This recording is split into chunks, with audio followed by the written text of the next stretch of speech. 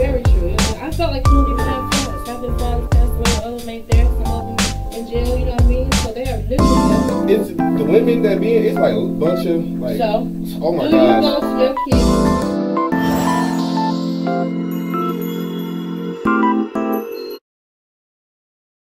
Appreciate you coming. I'm so thankful for you being a part of the show and for doing the show as you know, something that we can do. I appreciate you for having me. Absolutely, thank you. So let's talk a little more about you, Okay. who you are, what you represent, and we can go from there. Okay, well, I'm Shavon Bland. If you all don't know, I am Sandra Bland's sister. I'm the middle child, so I'm an older sister. I am a mother of 3 beautiful girls, college student, grad student, a member of Delta Sigma Theta Sorority Incorporated. I had to say that, throw that out there. I really don't have much more. I mean, I'm just a hardworking mother and trying to make moves that's going to benefit the world, the community, at the end of the day. You know, that's why I like to represent. I like to have people on the platform that loves to represent the community. Yes. I heard that's something that you're big into as well. I am. Yeah. I am. Children. I like to talk about like the children in the future, Yes. stuff like that. But let's talk about more about what you bring to the table as far as foundations, right? Or Yes. the scholarships. Yes. So right now we have the Sandra Bland Scholarship, which is based out of Texas Prairie View A&M, sorry, where she was originally going to school for. So we have a scholarship in her name that all the students that attend there can apply, and if they make it, then they'll receive a scholarship under Sandy's scholarship. Our family now, we're working on a nonprofit organization. It's the Sandra Bland nonprofit organization that should be coming to you soon. It would be a social justice shuttle bus. So what we would do is we will go out into the communities and we will speak about social justice, injustices, have us some professionals on board who's willing to speak about law enforcement, how to conduct yourself. If not having them on board, we'll have paperwork from them to explain to us what we should give to the community. Coupled back with, we'll be giving away book bag giveaways, maybe toy drives later on in the future. Sometimes us as parents, we have children young and we don't understand how to be parents. Yeah. So, and there's no book to parenting. Yeah. So we're not saying that anyone's a bad parent. We're just saying that if you need help, we're here. So we'll be giving away little care packages, whether it be detergent, toothpaste, toothbrushes, sanitary napkins, underwear, undergarments, anything that they may need throughout the school year that they may lack in having at that time. That's our goal. Coupled with, we have some members of our family who are, their professional career is human resources. So we want to help if we can, if you need the help, with learning how to take an interview, how to prepare yourself for a job. We have some people who are willing to come out and speak about self-love, like as a woman, how to take care of yourself, how to love yourself. So we got some things coming, so it's pretty exciting. Yeah. That's what's up. That's what's up. I heard you like you like to talk a lot. I do. Yeah. See, I love intellectual people. That's like one of my biggest like weaknesses, being around intellectual people. Okay. What are your biggest things you like to talk about? Like, what gets you going? What gets me going? Definitely social justice. That's my number one. Before this happened, because nobody ever prepares for anything like this, I would have to say history. I love history. Black films. I love that type of stuff, but that's really basic. So when this came, it's just automatically my heart's in it. That's what I want. That's what I like. That's what's intriguing to me at this moment, and probably for the rest of my life. That's what's up. That's what's up. I know there are a lot of issues out here, especially with our children, because I'm a young parent, and I'm still, even today, I'm still trying to figure things out as a parent. Nobody's perfect or anything like that. But what are some of the issues that you think that's important that we're missing in today's society as far as parenting? I mean, I'm saying, because I don't want to want anybody to feel like this is geared towards them. So Yeah, I would just say, as a whole, respect. I watched on numerous occasions, you know, an older lady will stand up while young men are sitting down. Or a young man will walk before a lady and not even open the door. Yeah.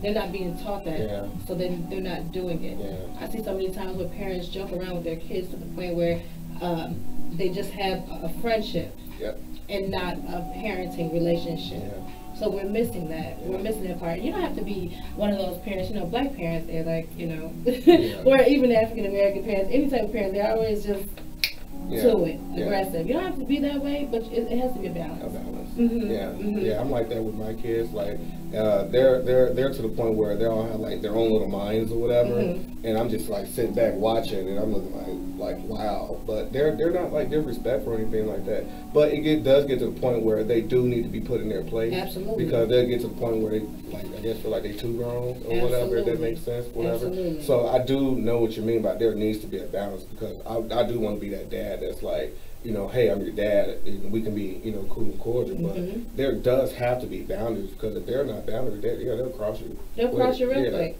But they can't, the boundaries that they cross, if they don't know that they're crossing, then who can you fault, you or them? Absolutely. You know what I mean? So that's my major thing, just respect. I was going to say, I wanted to talk a little more about, if that's okay with you, I want to talk a little more about how do you think the youth today are in trouble with law enforcement? Well, meaning like how, because I see a lot of retraining, like their parents telling kids, if you get pulled over, you know, how to conduct yourself. Do you think there needs to be more training as far as that with our kids today? Because my oldest is Nehemiah just like 13, and he's already talking about a car, you know what I mean? And I was telling him, like, look, dude, it's not like, because they look at it different. They're like, oh, I want a car, and they're not thinking about what as you did too. Yeah, you know, not, you know, getting pulled over. It's always about fun, you know. And I'm sitting here thinking, do you think it's important that kids, or our kids now, needs to be taught how to encounter law enforcement? Absolutely. That's what our bus will do. We will do that. It's statistics. It is proven. I'm actually writing a research paper on this right now. Really?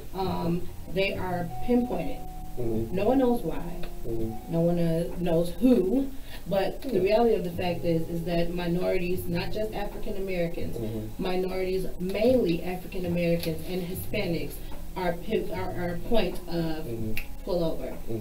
So, you know, without knowing the proper way to do so, you know, things can escalate to another factor. And you said your organization does training with that? That's what we're going to. That's what we are planning to do. So with the Sandra Bland Foundation, that's what we plan to do on our social justice buses. And if we don't get them in time, by the time we're completely ready to go, we're just going to go in communities in our cars, and we're going to speak about it, because that's how important it is to us. Nice. And let's talk more about that. So it came from actually the passing of my sister, and I remember my very first one, somebody reached out, and it was my cousin. She was like, do you mind speaking at my son's school? And I'm like, no, I guess not. And I went out there and I had a blast. I spoke at a high school out in the south suburbs, and it was really intimate, really passionate.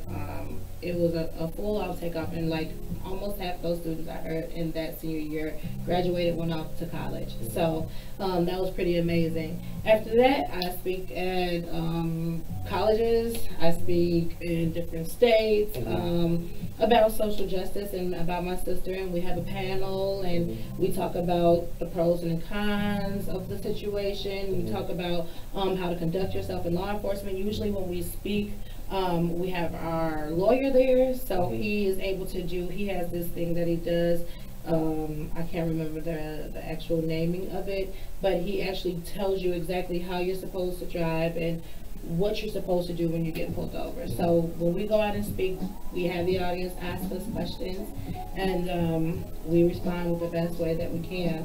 So. That's pretty cool. I like that. Mm-hmm. As far as how far do you want that to go? Do you want that to expand like worldwide? You want to go international? I do. I want to go all over the world and speak. I think it's amazing. I don't have a problem with speaking. Yeah. I love it. But like I said, my initial project is the organization. So once that's up and running, I hope we can have 1 million of them all around the world because it's needed. Yeah. I'll be 35 on the 22nd. Yeah, I'll be 34. Oh, nice. Yeah, I'm old. I thought I was old.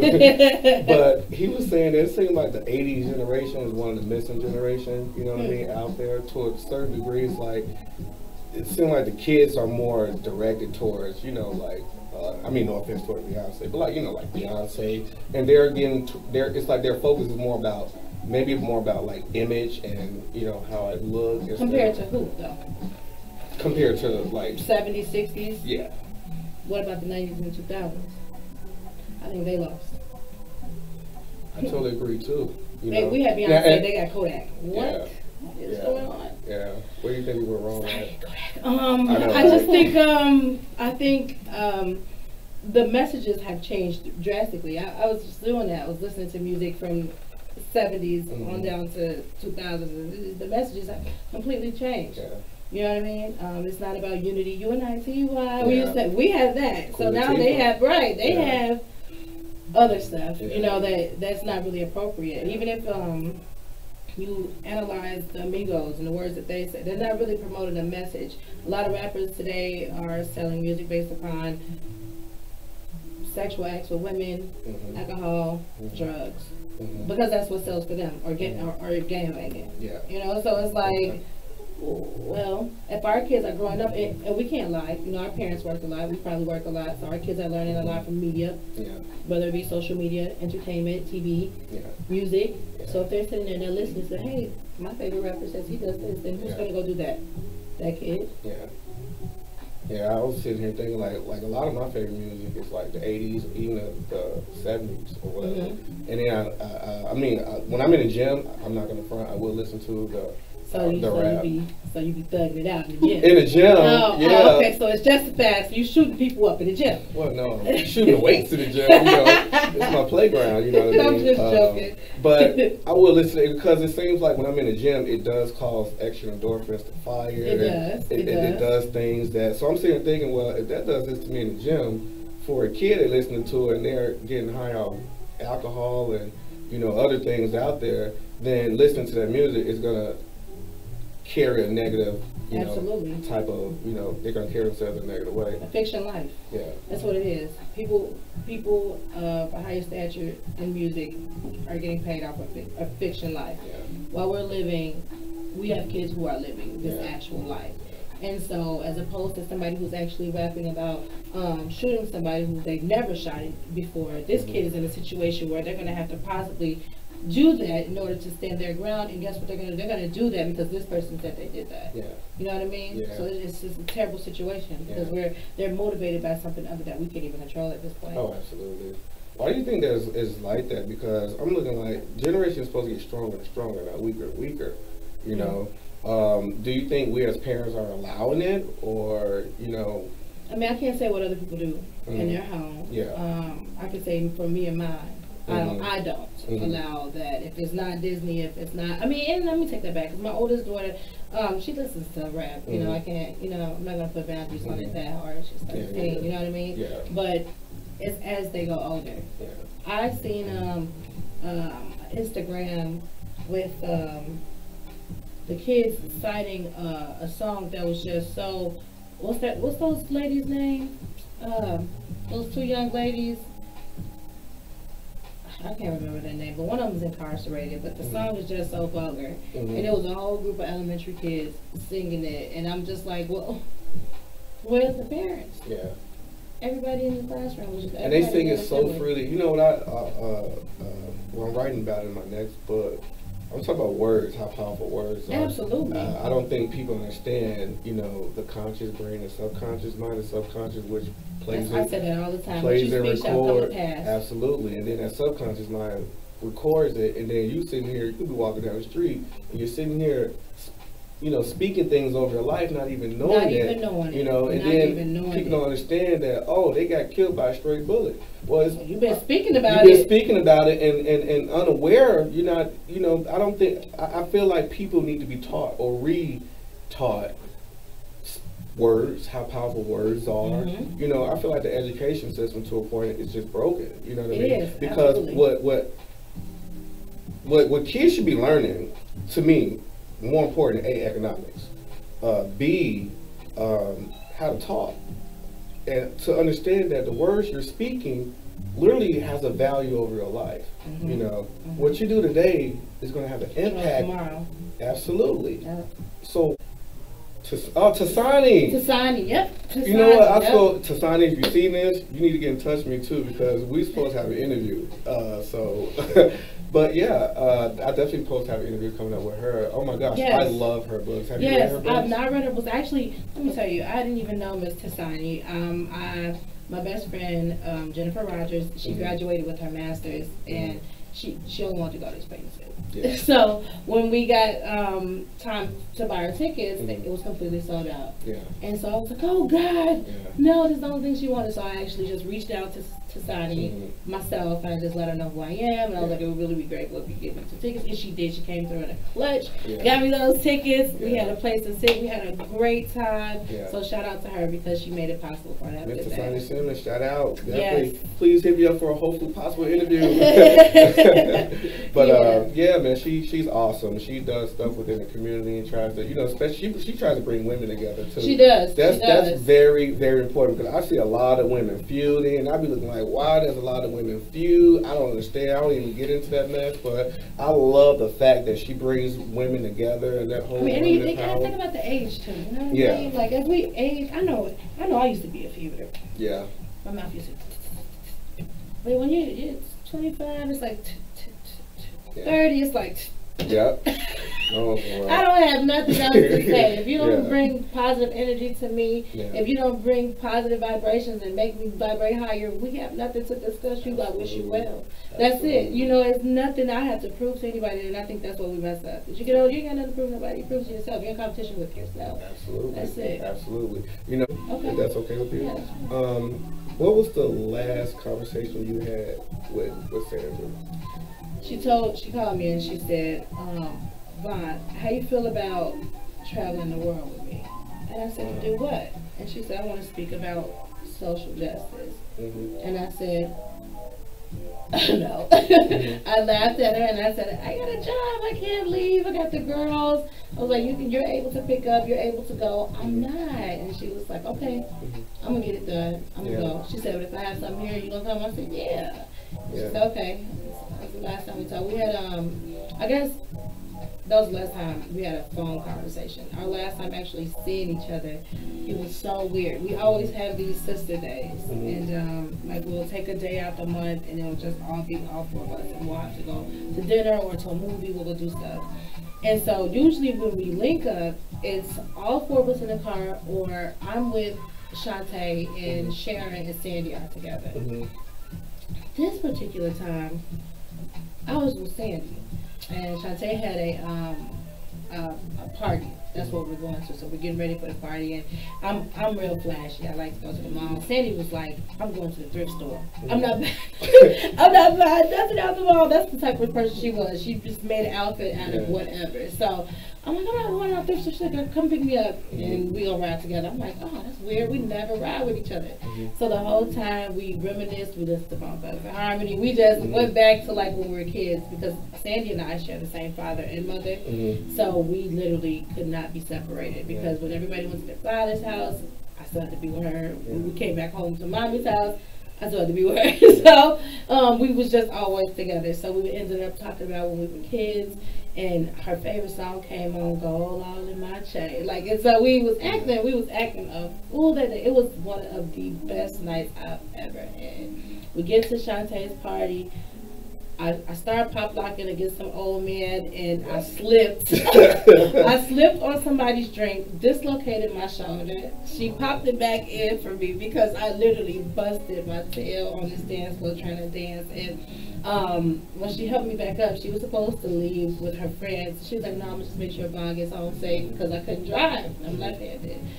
And so she took me. We went back to Shantae's house, and that was it. We reminisced on the night. We sat on the back porch. We talked until the morning came. And it was so fun. It was so fun. That was the last time I actually spent time with her, seen her.